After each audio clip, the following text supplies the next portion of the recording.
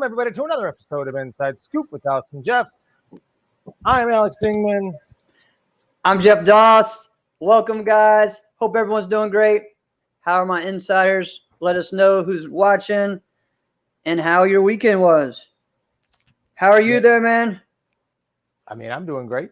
Yeah. My weekend was great. My weekend was jam-packed with martial arts related things that we're going to get into. Nice. And Yes, one of here. which that I want to touch on like heavily is the Virtual Fight Tour, because we are also sponsored by the Virtual Fight Tour. That's right. Virtual That's Fight right. Tour 10 was fantastic. It was a great event. You know what was really cool?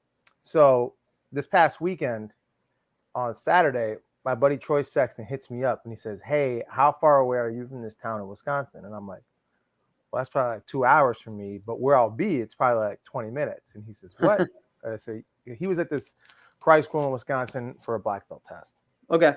So he says, I said, "But homie, I'm DJing a wedding." And he goes, "I'm crashing." I said, "All right, cool.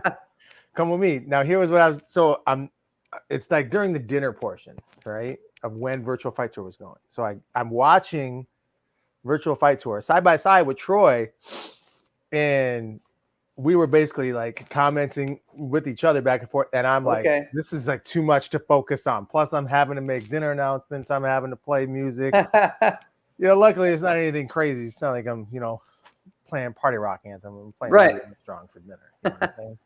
But it's like, yeah, it was fun because I got to do that side by side with somebody. Because normally when I watch it, it's just me. Yeah. Yeah, I know. So I really got into it, and it really made me want to go, if I can, to the next virtual. Well, the next one I can go to the next Virtual Fight Tour. I'm really excited about that one. That's cool. We should do that together, man. Say again. We should do that together. Oh, okay. Yeah. We should figure this out.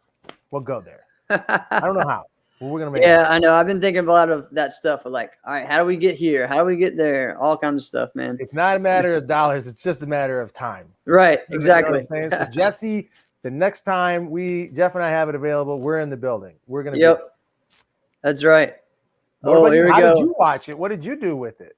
I was doing a tournament. So again, we're gonna get to that, but I mean, I was still at the tournament competing by the time it was done. So it was a long day. I was judging and stuff, so I was not able to do it. Guys, we got a couple of guys. Mike Bates, thanks for joining us. Is it Tomer? Yep. Hey, man. Thanks for joining us and watching. He's watching on YouTube. Awesome. Yeah, and Mike Bates said you should go and fight. Thank you. No. Yeah.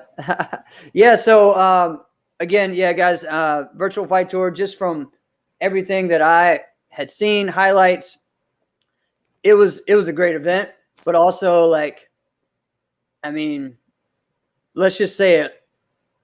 Whoever doubts anyone on Team Ben's, like, just don't pick against them. Like, there was a certain amount of that. So, listen, I don't want to, rehash what our other great shows on Martial Arts Center Network already touched on.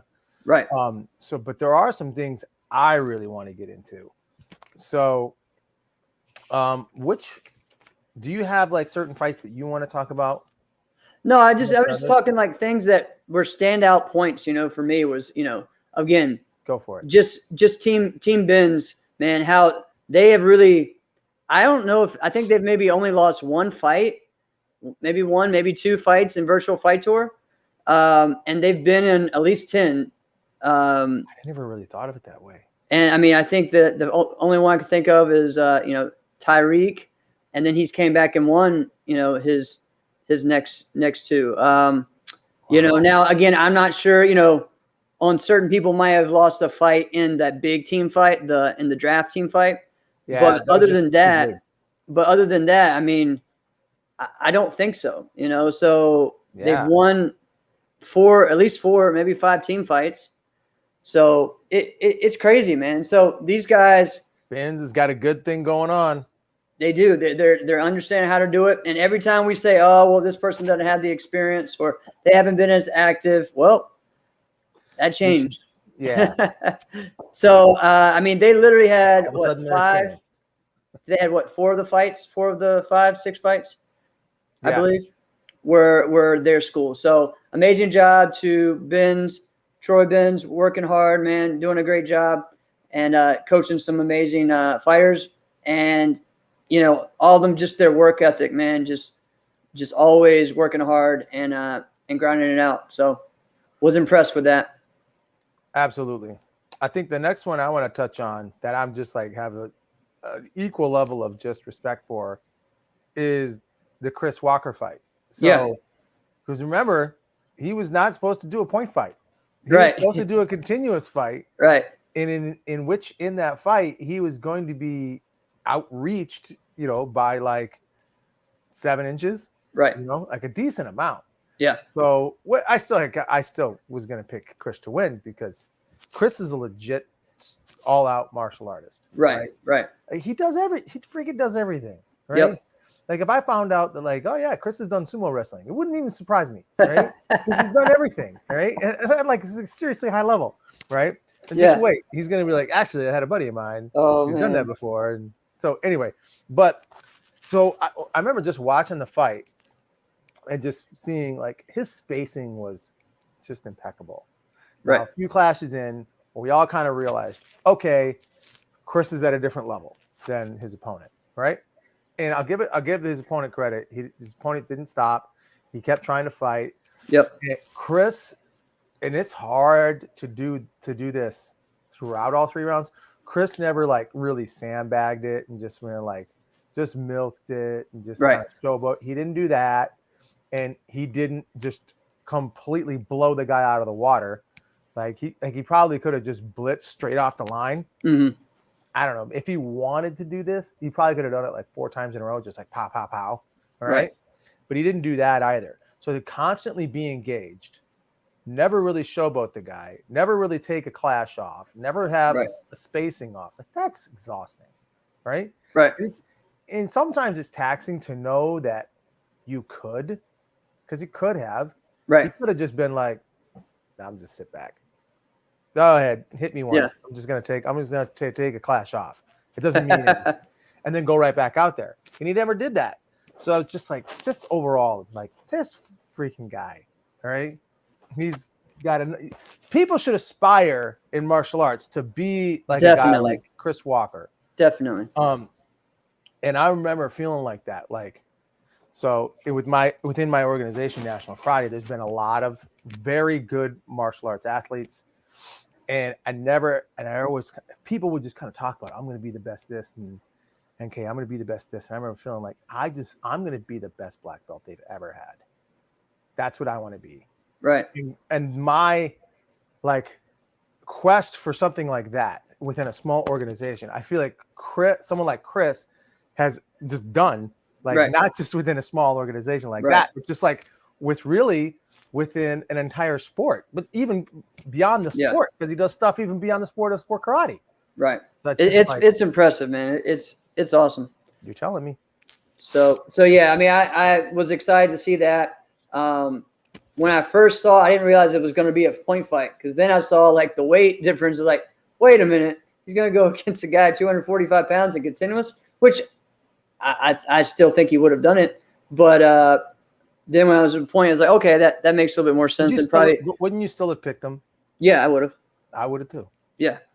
No, I know. I mean, he knows how to fight the guy until he makes you not pick him. Right. You know what I mean? Yeah. The other one, again, it kind of goes along with what we talked about. Just Brianna, man, just stepping up. I got loads to get into with that fight. Let's go into that right now. So, Katie's okay. All right. Yeah. And I kind of had an idea that this is what I was going to see. All right. But it was very, very aggravating to watch. Extremely aggravating to watch. And the reason why I say that is because whether it was working or not, Katie was only going to do this one thing, this one way. She only knows how to fight by picking her leg up first to do something. It's not a fake. And not even like, all right, I'm going to pick it up and put it down. You know, I'm going to pump one step back.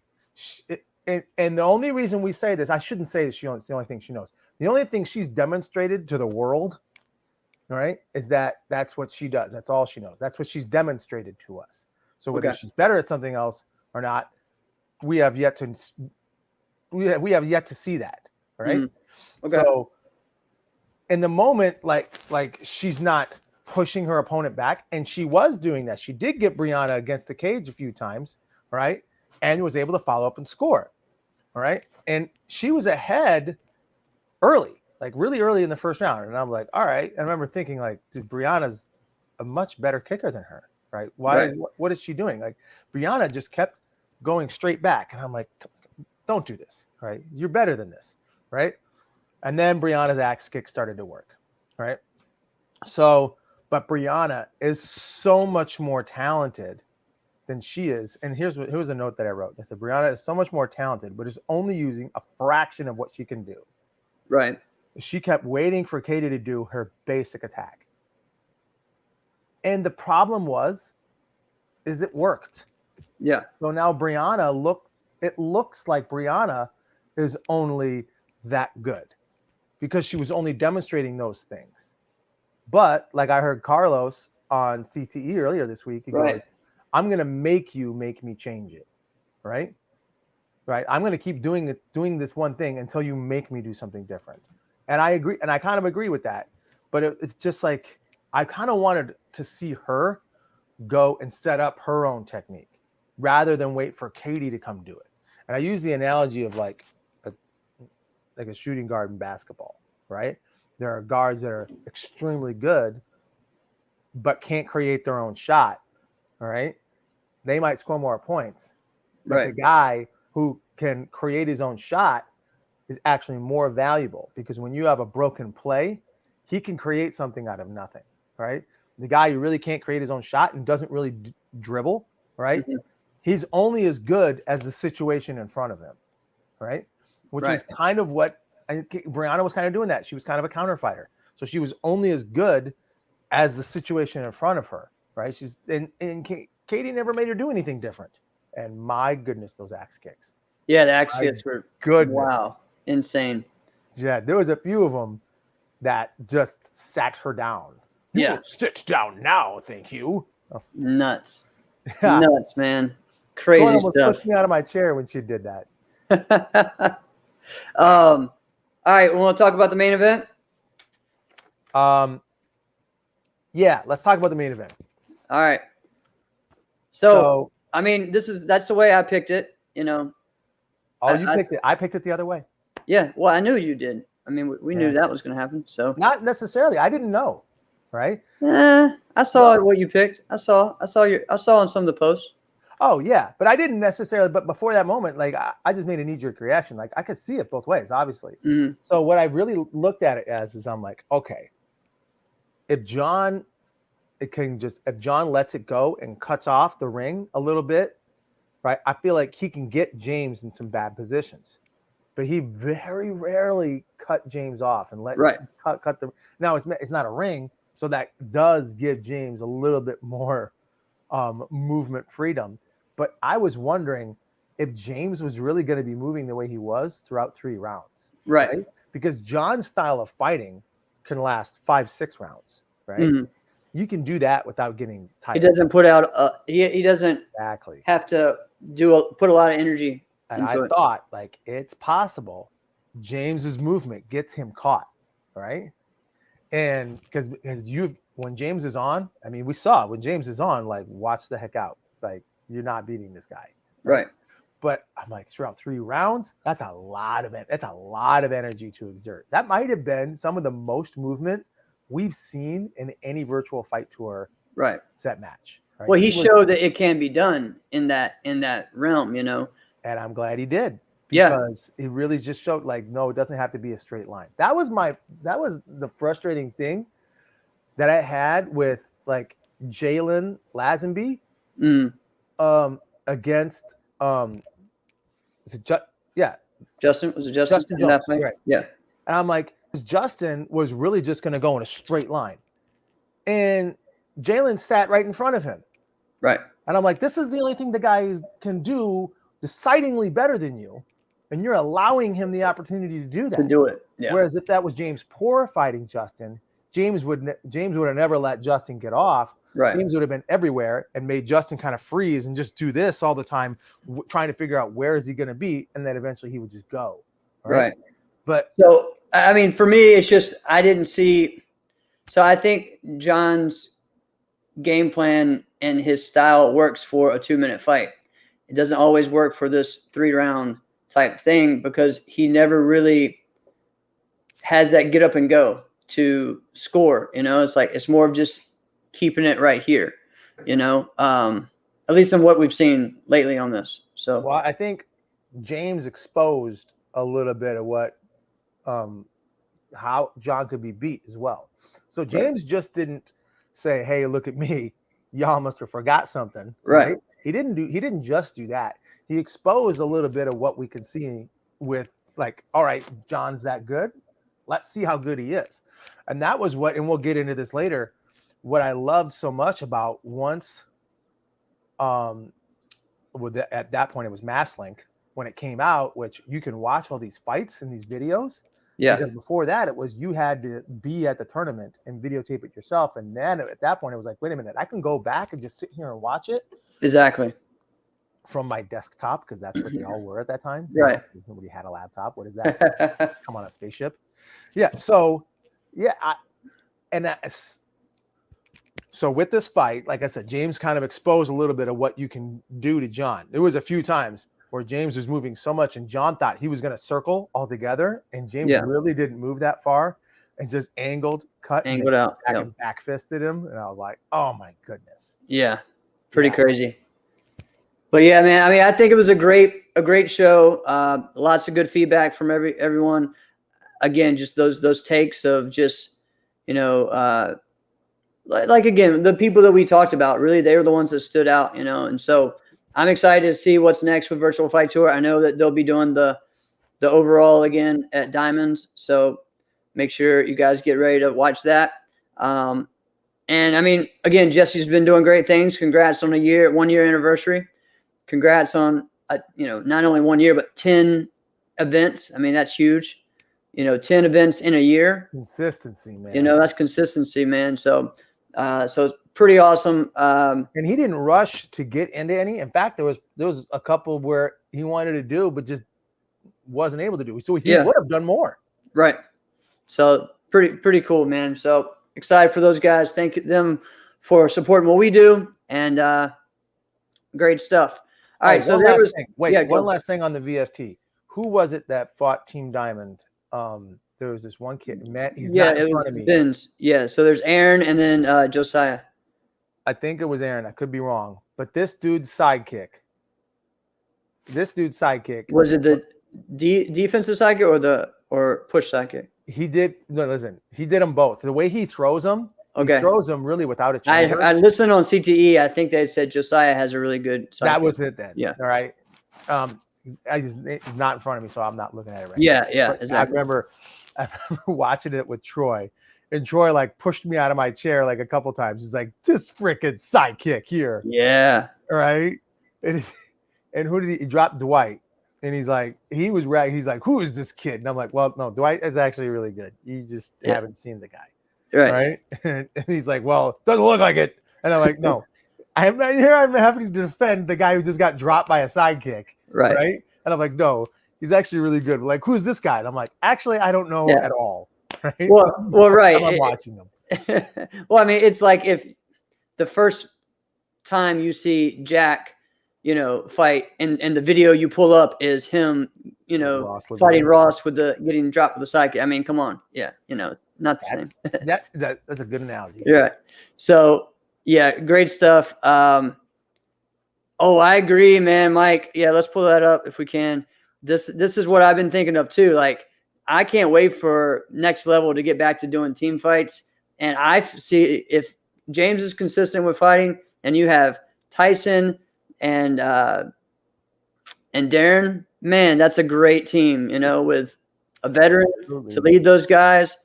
I mean, I see them being, them and straight up being the teams to deal with in the next few. I think over the them and past straight next up 3 years. are gonna be the teams to really worry about. And then the other one, and maybe this is a good segue, leave it up to you if you want to go there, would be if All Stars gets Elijah back in the States. Right. Yep. Because Exactly. that's kind of, and when you get an All Stars team of Kevin Walker, Jack Felton, and Chris Walker, that's a freaking good team. Like, are you kidding me? Right. Yes, they're a threat to win the whole thing. Right. But you add maybe the Elijah. fastest guy Right. in the world, right? Right. Yeah. It's a little hard to. And then you also have someone they're grooming like Tobias, who's really stepping up. He's a good guy. I like his style.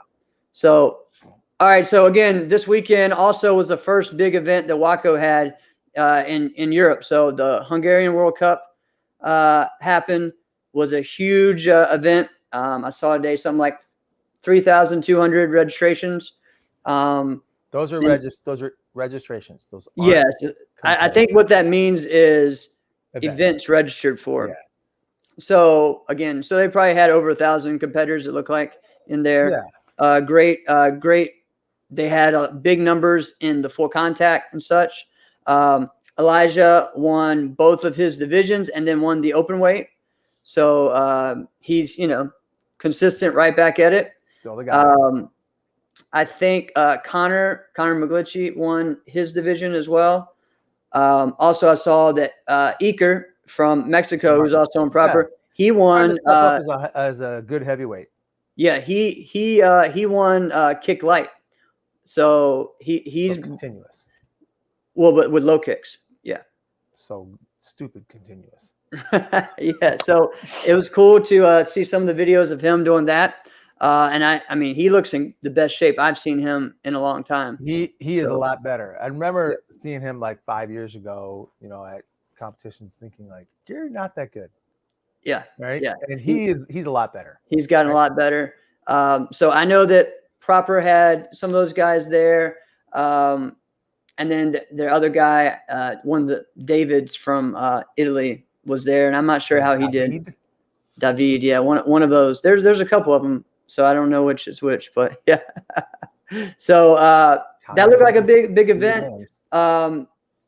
There was a lot of full contact and ring sports, at that event. So they looked like those numbers were up. And I know even just from the way that Waco USA is growing, they've been really growing in their kickboxing and their ring sports. Yes. Big time. And so I think we're going to see a big growth in that in Waco all over the board. So, congrats to those guys, everyone competing, to everyone who put on the event, because again, this is their first event that they've had since COVID. So at least a big event. So was a big step for them to move forward. So congratulations to those guys. All right, the next thing. Anything else you want to touch on that, or? No, not really. No, I mean, again, I said everything that you would. I would have said everything that you just said. Yeah. And again, the key points I would have touched on. I'm just excited to see that Elijah is still competing, because sometimes some of those guys, it looks like they're not going to. Some of the things he's put out there. I think there would be more talking points if Elijah didn't win. True. That's exactly, and it's almost like, oh, Elijah won again. Yeah. But it's like, yes, we did expect that. Yeah. Because you are at a different level.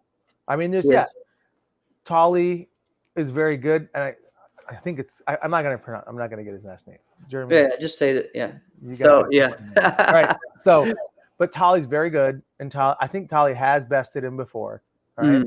But other than that, you're like, Yeah, I mean, there's a lot of consistent guys from Italy that are all right, but I don't know if they've really challenged him that way. Of very, very good guys. There's a lot of very, very good guys. Right. But the elite guys there's not as many. Yeah. So, which is not any. This is not Right. any different than the States. It's not like I'm ragging on anybody. I'm not. Right. No. But we hold Elijah in like the conversation of, is he actually the best in the world? I think a different question, which, and I don't know if we'll ever see it again, is if Roman was there, would he be there? Because he hasn't not like really announced, like, is he done altogether? Is He he didn't done? really Yeah. say anything. I don't know. He hasn't said anything. And Right. the last time I talked to him, he hasn't really made a commitment one way or the other on it either. So with all the other guys, with all the other usual suspects that we know of, we either know they're done or they're not. You know what I mean? Correct. Like, I think with Laszlo, we know he's done. He's the coach of the German national team, right? And I think and the Zolta's done. And Zolt is done. Yep. You're right, Mike. Yep. Roman was there, but because Sonia won her light contact division, continuous. And I think she also won, I think she also won a point fighting division. Okay. I know she's very good at light contact, so she won a light contact division. So yeah, I mean, and then who else went from around here? Hector Solari was there, but I don't know how he did. I didn't see his results or whatever. But I know he has, and several other from Mexico. They've made it a big point to go to those big events. So you'll see him at a lot of those, competing with those guys. So that's only going to make him better and more well-rounded. So exciting event. On to another big moment in sport karate, Bellator. Bobby Cerroneo, man, he had his debut for Bellator, but also his pro debut. All right, and his opponent didn't make weight, I guess, and then the other guys, another guy, same thing happened. So both of them end up fighting each other. So both of them, what was cool was that both of them were actually last minute replacements for each other, right? So both of them had to deal with that. And man, the first 2 rounds, Bobby just dominated. It was outstanding. Just seeing, his distance, his timing, the way that his wrestling is so good. And just, how he's using the sidekick to push off, using his movements, using his fakes from sport karate, and then mixing it up with good, solid hands, and then he was taking him down, dominating, doing a lot of great ground pound in the first 2, to where it looked like his opponent was like wanting to give up, wanting to quit. It was just like it was bad. And even in the second to third round in the break, he was just like, oh, I'm doing awful. And his coach had to tell the guy, calm down. Still got one more. You got to throw your hands. Now, that's not actually what happened, because Bobby put himself kind of in a bad situation. He took him down, and then the guy had pretty much a triangle on, but it wasn't effective for 4 minutes of the fight, and was just elbowing and everything. So the guy actually probably, in some eyes, might have won that round. I think one judge gave it to the one that round, but most everyone, it was all 3 rounds for Bobby. But Bobby was smart. Instead of, because some people from the outside are like, why is he staying in that position? Why is he staying right there? Because he knew the guy didn't have it in a way to end anything. And sometimes if you try to, annoying, not effective. Right. And he could at least just hold him there. Right. And sometimes if you try to immediately get out, you wedge yourself into a submission. You move yourself into it. So he did a good job on that. Just love the coaching of his dad. That whole place was just yelling Bobby. It was nuts, man. Where was the fight taking place? It was in San Jose. So both guys were from that area. So yeah, but everyone was cheering for Bobby. So he right over there. Yeah. So it was amazing, man, to see that.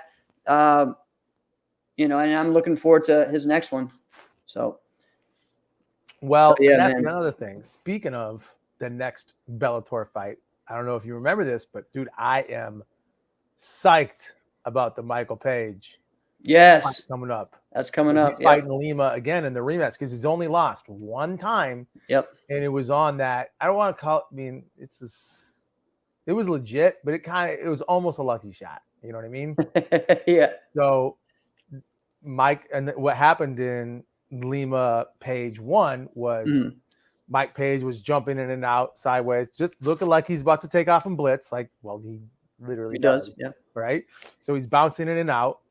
And then, oh boy, catches the timing perfectly, throws a leg kick right as Mike looks like he's about to come in. So, and Mike has chicken legs. Yeah. Right. Right. So any kind of contact with those legs, if he's not prepared for it, will literally flip him upside down. Right. So he timed it, kicked him in the legs, and then like took like a scooping uppercut, right? Like he was like on Street Fighter, right? And yeah, basically knocked him out on contact and then ground pounded him. So it was, I don't want to say it's a lucky shot. It's like, wow. No, but he needed that though. He needed that loss, I feel like. So I mean, yeah, because it is a little irritating. I mean, I'm really cheering for the guy because, like I say, I like him way more as an MMA fighter, and he's better as an MMA fighter. He is. He was as a point fighter. Right. He's very good. All right. But for people, he is a little irritating with the amount of showboating, and he wears that like a badge of honor. Yeah, he does. 1000% He does. Which I'm like, you might as well, because you can't be like that and be like half in, half out. Like, no. Everybody loves me. Like, no, you got to put it like, I don't care what anybody says. Right. You know, hold your fist up in the air as you guys are, bowing in or touching gloves. That's what he's got. It's like, you got to wear the whole thing. You got to go the whole way. So I'm excited to see what that happens. That happens October 1st. So yeah, not this weekend, but next weekend. Next weekend. Yeah. So lots of good stuff going on with point fighters that are doing MMA and doing kickboxing. So lots of cool stuff. So congrats, Bobby, and looking forward to make sure you guys go and watch Michael Page MVP. So let's get into the bulk of this. So and it kind of touches on a little bit how I was searching for more of what happened at, the Hungarian tournament, and there wasn't really a lot of video there. Mm-hmm. So is this a good segue? I guess it's not really what I'm talking about, but I'll explain you what I did this weekend. And then we'll kind of get into the several things. So, Go ahead. Yeah. So, all right. So again, I was at a tournament in North Carolina this weekend. Now, right now, at several of the events that have been going on locally, there is a Discovery Channel is doing a reality show. Okay. On karate schools, all right, and a lot of it is based on them going to tournaments and competing. So they've kind of picked these. In what area? North Carolina, Virginia area. So the Discovery Channel is just like focusing on that area. Pretty much, and most of three of the schools are around the same area, within like an hour of each other, and then another one is in Northern Virginia. Okay, so it's for the schools. Or are they following just kind of like the general culture in that area? It's more of the schools. So it's they've kind of picked those 4 schools. They go to their schools. They film stuff. That would make better TV, I suppose. So they are looking at the event, but so now that doesn't mean they don't talk to other people there or film other people. They're filming the whole thing, right? But their main thing is the stories of those schools. So again, we have these pretty small, local event, 200 something people that have now a camera crew of like 20 people. And it's kind of nuts, right? So you're talking about these small events. You can't make that up. Right. So it's just different there. And again, I'm not trying to make this in a negative thing, but there's positives and negatives of having camera crews at events, right? And so what are maybe some of the pros and cons? So I'm going to tell you some of the stuff. Again, first time, you have young kids, the first time they go to a tournament and there's a mic, in their ring hanging over and then you have 2 other camera guys right here. They're like, what is going on? I didn't sign up for this, right? They can't focus. They're freaking out, right? They can't focus on their fight. It's completely different. Yeah. So there's that. The other thing is like several things. they asked, and I don't know, I haven't asked the promoters, because this has happened in a couple of tournaments. I haven't asked the promoters like what they were requiring them to do, or if there's a, hey, we're going to show up and film this for this, and that's it. But this time it kind of seemed like they were asking for like a school lineup. They wanted, you know, a national anthem, things like that, and they had certain people they wanted to do it that were based on their show.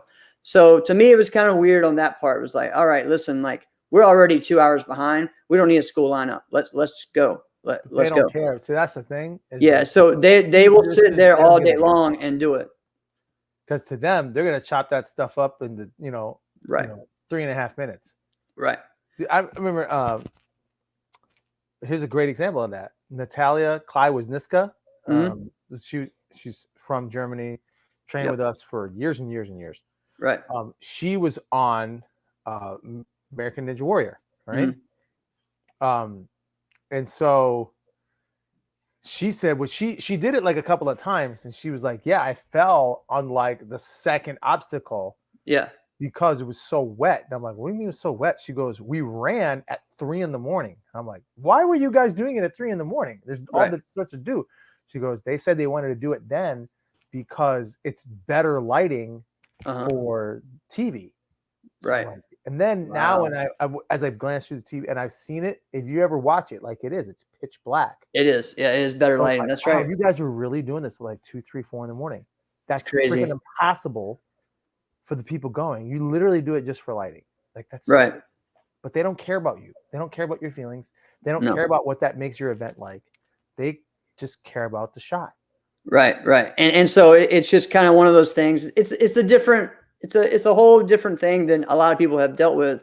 And so, and then you have the same thing. It's like, well, why aren't they filming us? Why are they only filming these people? They have, they can't film everything, and it can't just be, it has to have stories, there has to be stories in it. So that's one of the things they're doing. And no, Mike, they're not trying to match it up to where certain people win for TV. No, they're not doing that. They don't even care about them. But again, they like at this event, all 4 of those schools were there. So a lot of times they're going to end up going to each other somehow. Right. I know that they've done some other events as well, where it was just those 4 schools doing something, together.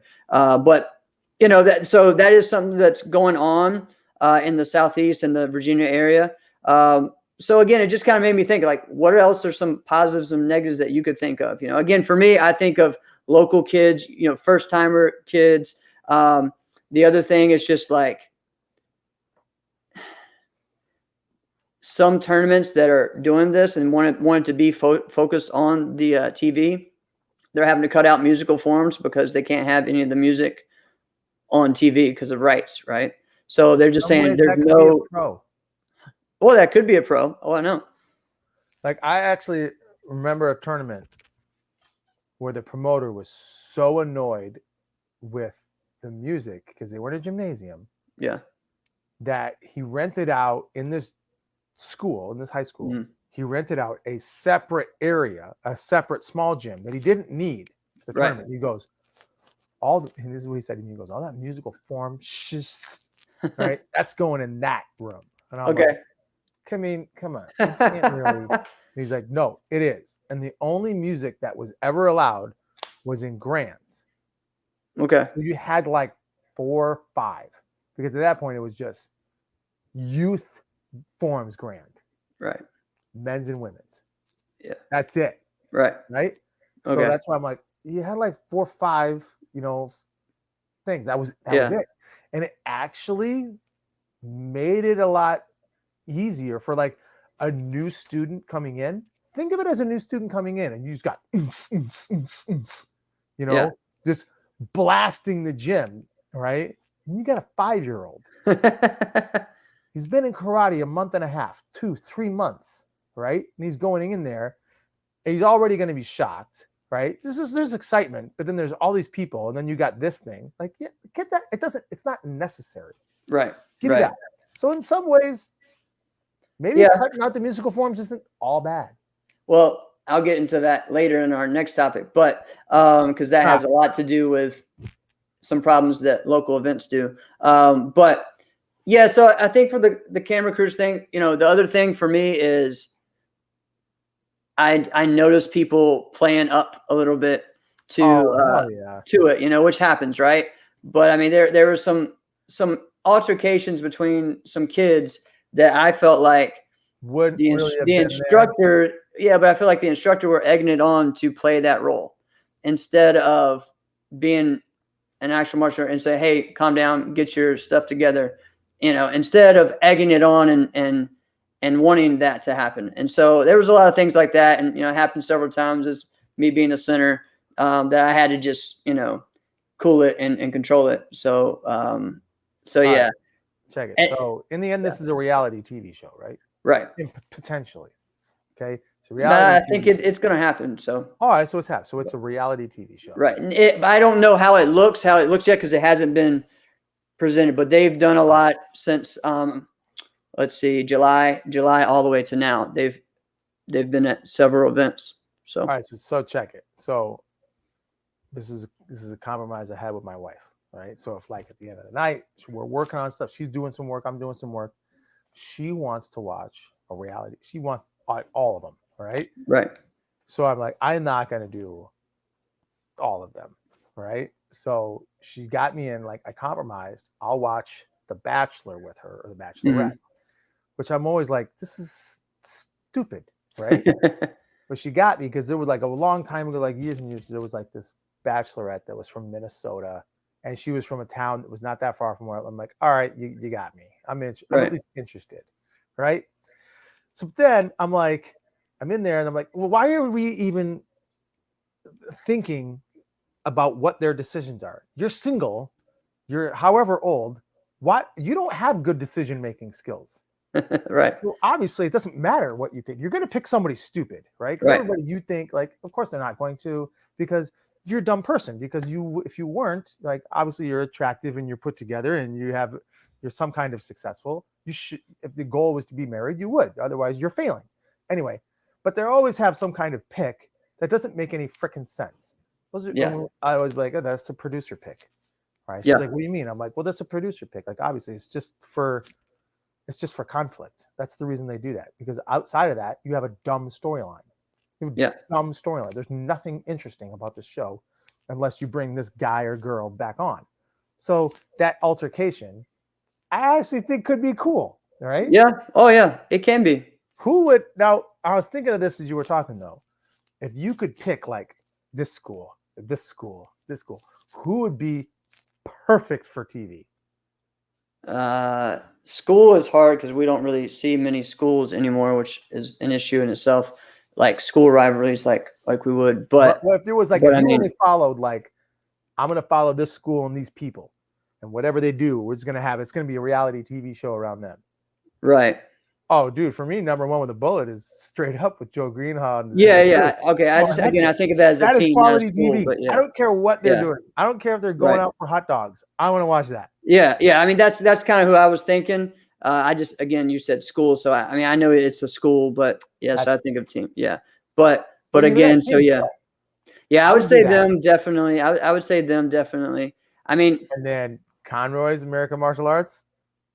Heck yes. possibly, yeah. I mean, just Conroy doesn't have a team out, and they don't. You know, maybe it would get them Well, out it's there to kind do of it. Yeah, Yeah, you know. he's got Well, some and I even publicity. think the same thing with Rodriguez. I think if you had Ooh, that good one. area, that would be a cool area to do it in. You know. Yeah, Mike's So, right. It's team straight up, because team school yeah. straight up. Right. Yeah, they would Yeah. be like high level entertainment. Yeah. You're Definitely. right. I didn't really get into the pros of it. I do think that the pros of it are that people are excited about the possibility of something, you know. So that gets people hyped up. You know, I had one of my students that, you know, hadn't really gotten into, I mean, he wants to compete as much, but it's just kind of like, you know, another local just to get ready for next year or whatever else is coming up. And, you know, it kind of hyped him up to do more and to get excited about it, you know. So I think that does, for those people that need that, or that high level, you know, I think that definitely helps. I do think there's a certain level of trying to figure out timing wise, you know, because you're trying to run your event and there's more people in the way of trying to get it, done the way you want to. But yeah, I mean, so I'm excited to see how it comes out. And I've talked to several of the guys, the director, producer, and stuff, and I know in their heart they're trying to make it a good presentation. So hopefully that's what happens, and it's a good representation of the sport and martial arts. So I'm going to disagree with Mike. Mike said the Plowden would be good for TV. I'm going to say no, it wouldn't, and for the reason of because they just button down, work hard, and win. Right. There's not a lot of storyline. Willie Hicks relocated back to Detroit and was there. Now it would be fantastic. He would be the star of the show. That's right. I think, yeah, definitely.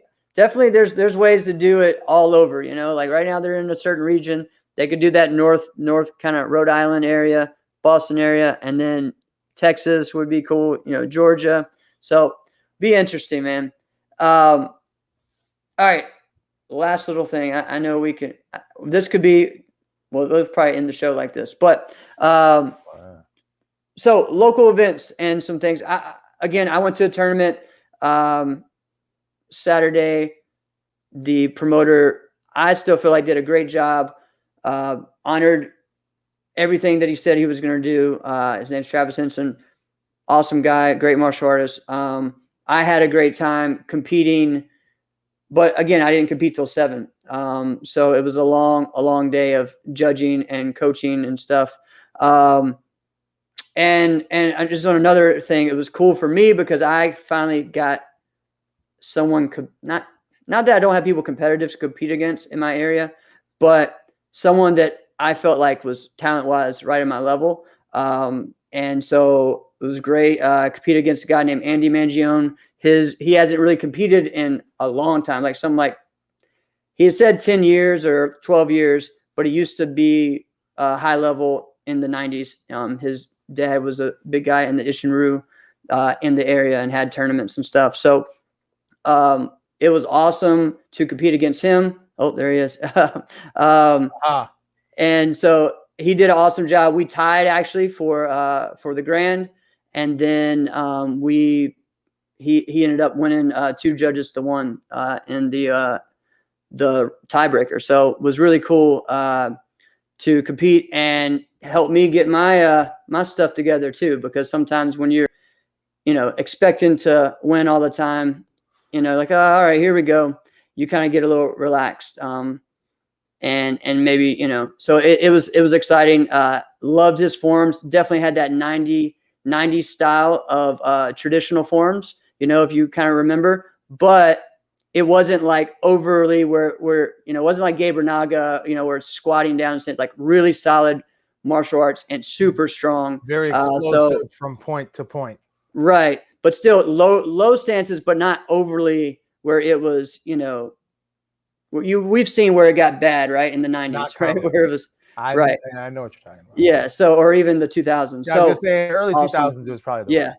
So it was awesome to compete and excited to do the same and do that again with him. So, but yeah. All right. So some of the common mistakes I feel like local promoters make is trying to do it all themselves, trying to be the head coordinator at their own event, running the event. And that the problem is that if you're the only person to know the answers, then you just have the whole day, you just have a line of people asking you everything, and then nothing gets done. So got to delegate on that. I definitely, I think that it works if there's, 4 rings. Right. But not when you have actually 2 gymnasiums, when you're trying to run, so that's one thing. The other is, again, have some coordinators, especially with 2 rings, have someone running that one room and someone run another one, and you be the person to answer the questions from them. But every other Tom, Dick, and Harry is not coming to you to ask you on everything, So I think that, that's one of the key things there. On that, we've had a problem locally in our area, and in the past 2 or 3 tournaments has been, okay, well, we can't start the rest of the tournament until breaking and musicals ends. And so that's been a Way to big solve that. mistake. Get rid of breaking and do musical So, interview. so that, and we've had a lot of people do the musicals and do the breaking. So it's been a good thing for that. But you can still run other things while you are, while you're doing the musicals. So like if you could do the 10 and under musicals in 2 rings and then start the 11, 17 stuff, or do the opposite. There's other ways to do it. And I think that, I'm not bashing anyone. I just think a lot of it comes from promoters need to ask for help. They need to ask other people for help on planning their event and such. Okay, so I have a question for you. Yep. Do you think it would have? Okay, do you think if he would have ended like divisions like breaking, like if they just didn't exist, divisions like breaking, maybe if was there team form divisions? There wasn't team form. There was he also, I think, added too much. Tried to do a little too much. So if you got rid too of many those, grands. There was grands for even underbelt sparring, points fighting for kids, stuff like that. There's continuous fighting. There was grappling, and a lot of that didn't go until after everything else was done. So yeah, I mean, I ended up just not even fighting because I had a couple kids with me that I was taking back, and I was like, all right, I'm not going to make them wait 3 more hours. Yeah, it's time to go. So if he would have ran normal forms weapon fighting, could he have been done by 5? Yeah, definitely. Or earlier? Yeah, earlier. And again, I think, and that's the thing. Is if you'd have done again, this isn't just him. This has happened the last tournament, the last one. These are all, Jeff McGregor's tournament, a lot of different ones we've had.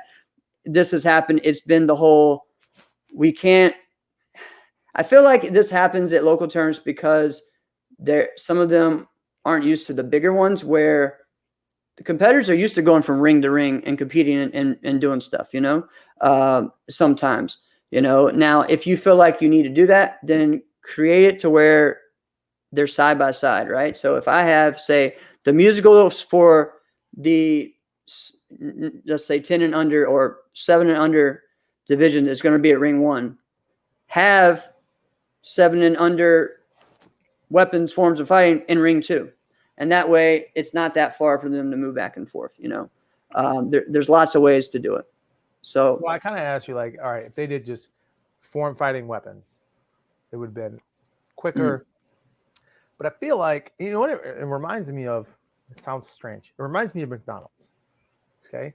So, and actually, because like Ray Kroc didn't found McDonald's. No. The founder of McDonald's. No. And actually, they kind of made like a little movie / documentary on it, right? With, I think it was. I don't know. I watched but it was actually kind of interesting. But I watched the documentary called "The Food That Made Us." Yes. Yeah, and that talks about a lot of different ones, it touches on that. Yeah, which is a good one. Essentially, what McDonald's decided is, all right, fast food. This is what we're going to do, and we're going to be the best at it. And we find a flaw that it takes a long time for someone to make very simple food. We're going to develop a system, and we're only going to focus on these 3 things. Yep. Soda, burgers, fries. That's it. We're not making anything else. Yep. Well, what about fried chicken? People love fried chicken. They can't get it here. We're just going to focus on these 3 things, and we're going to be phenomenal at it. Yep. We're going to have a system where they're going to order their burger and fries, and they're going to have it in 45 seconds, right? And so then, pow, there it is. So if they would do that at this tournament, right? Think of what it would be like. Right. Any tournament. Yeah. Yeah. Any tournament. And you just say, we're not. And you get that done. Yeah. The tournaments where they do everything. Yeah. Those are the national tournaments where they have everything type of resources. Yes, it's true. Because that's the thing, the resources. Yep. Right. Like if you want everything in that area, the U.S. Capitol Classics was earlier. Should have went there. Right. Because for this, we're doing this. Right. Well, we love breaking. We're a Christ school that does breaking. I feel for you. I just don't have the resources to be able to do that. do it right now. Yeah. And then maybe when that conversation happens, they can go, well, I'll run the breaking. Okay. Mhm. But I'm not going to touch it. Right. Right. Yeah. And so one of the tournaments that this happened at, and we were there till 8, at night, That's earlier wild. this year, he already has made it that he's going to go to 2 days, and he has me running the Friday night stuff, and that way it goes and it's done, and then the Saturday is just weapons forms fighting, the regular stuff. That's good. So I think there's changes to be made. That's not bad. I think we just sometimes we try to overdo it, and I know I did the same thing sometimes with my tournaments, like too many grands, too many this and that, and it's just all about running it efficiently. Yeah, I'm okay with being at a tournament all day, huh? Sometimes you don't know until you've done it. Right, exactly. You don't know until you've really done it. No. Exactly. So, I think this is just what happens sometimes. And again, I feel like more tournaments, more promoters need coaches. We talked about this last week. Coaches need coaches.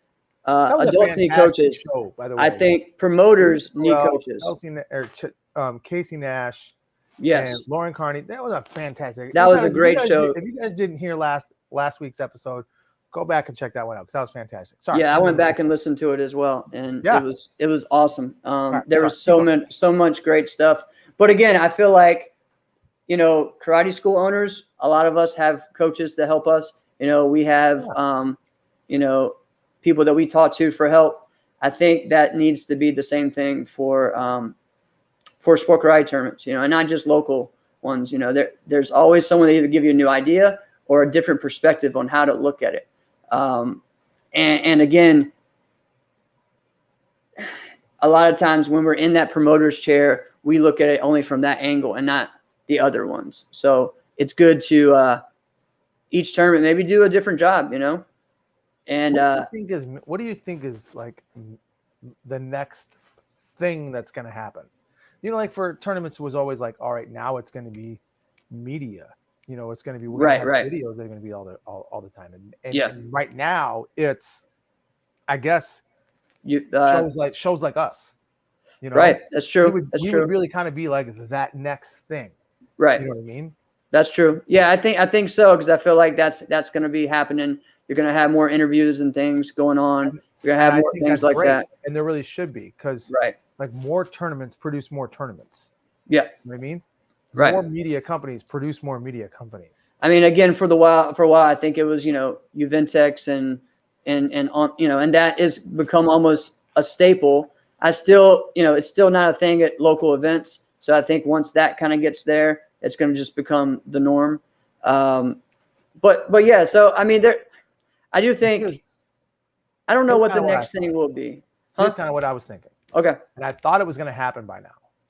When TDE partnered with Taco Bell, right? I thought, here it comes, right? And I thought Taco Bell was going to sponsor a national karate tournament, right? And I thought, here it goes, right? And they're going to do that, and now there's a serious reason for them to be involved.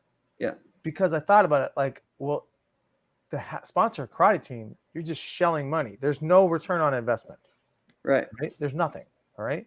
So to shell a little bit more, now you gain profit now you can fund that karate team. Right. And then now there's a reason. Now literally everything's a write-off. You're still turning a profit, right? It just makes sense, right? And someone like Taco Bell has the resources to where they can do that without having to worry about, are we going to take a hit on this, right?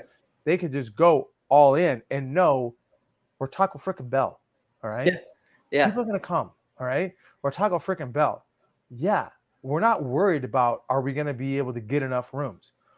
We'll just buy all the rooms, right? So yeah, I think something like that was already going to happen. So that's what I'm whether it's someone like, I already reached out to them like decades ago, so I'm not putting anything. Whether it's someone like Red Bull, right? I didn't talk to the right people. All right. Or it's someone like, or something like that is just like, yeah, let's go for it. Let's do this. We have this guy that we trust. Well, we'll get around them and their school and their organization or their karate tournament. Or fuck, we'll start our own karate tournament. Right. And we'll use and we'll hire these people to run it. That kind of thing. Yeah. Got it.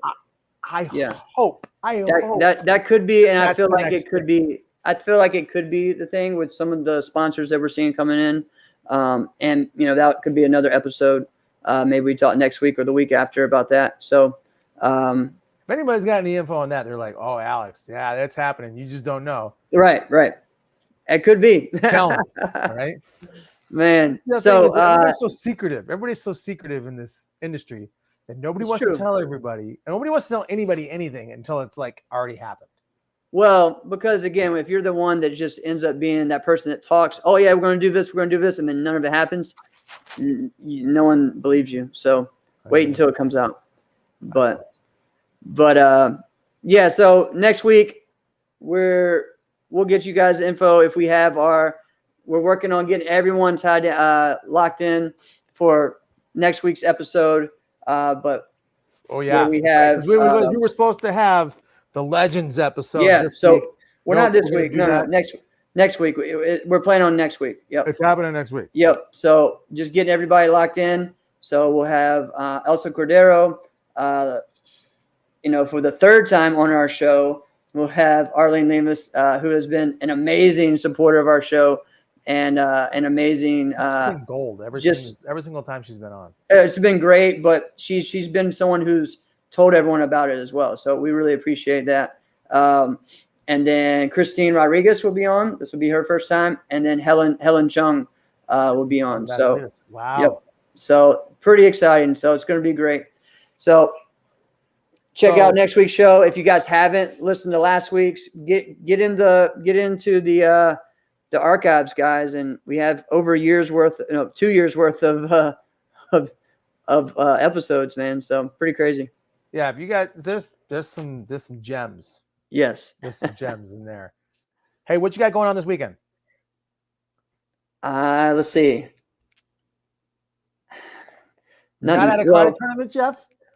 You always had a karate tournament. I could, but I'd like to stay home and do some family stuff. So do some family stuff. Shelly's eventually going to kick you in the nuts. I know. Exactly. But speaking of. It's getting kicked in the nuts if you do something wrong. It's actually Lindsay's birthday this weekend. Oh, all right. Happy birthday. But she's like extremely pregnant. So right. She's due. Like it's coming up, man.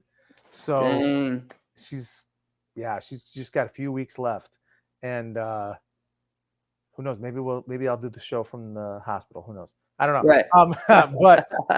But yeah, so she's just like not comfortable at all. She was ready to be done being pregnant like 3 weeks into this pregnancy. Yeah. It hasn't been great.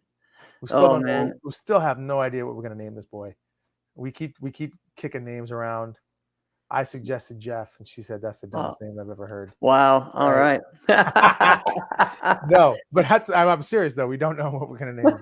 Right? I'll be praying for you, man. I'm not joking about that one. All right. But yeah, we're gonna have a fun time. She wants to go to a concert, and I'm like, wow, you are very pregnant. Are you sure you're gonna being on your feet? Yeah. I don't think so, but do whatever you want. All right then, man. Yeah, so you're gonna have an eventful weekend. I guess.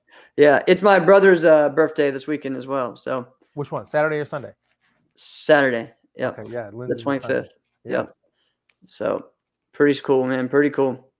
All right, guys. Thank y'all for joining us. Share, subscribe on Apple Podcasts or whatever way you listen to it, and give us a review. And go ahead and leave us a review. Leave us a comment. You know what? Gene's birthday is this Friday too. I saw that. So I don't know how old Gene's gonna be. All right. Well, I gotta figure he's older than Travis. Figure a few years. He's got to be like what, 44, maybe somewhere around there. Something like that. Yeah. Something like that. All right. Yeah. Well, happy birthday, Gene. This has been a great episode. This has been another episode of Inside Scoop with Alex and Jeff. I'm Alex Dingman. I'm Jeff Doss. See you guys next week.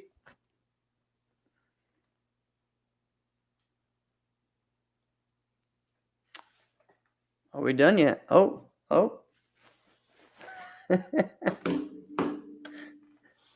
All right. It's a fun time. Don't worry about it. Producer's got us taken care of. You guys are getting the extended version. Maybe. Yeah. What'd you have to drink tonight? What? This is how it goes, guys. No, we're gonna banter now. Now we're bantering. You got that? No, I got a little Jameson right here.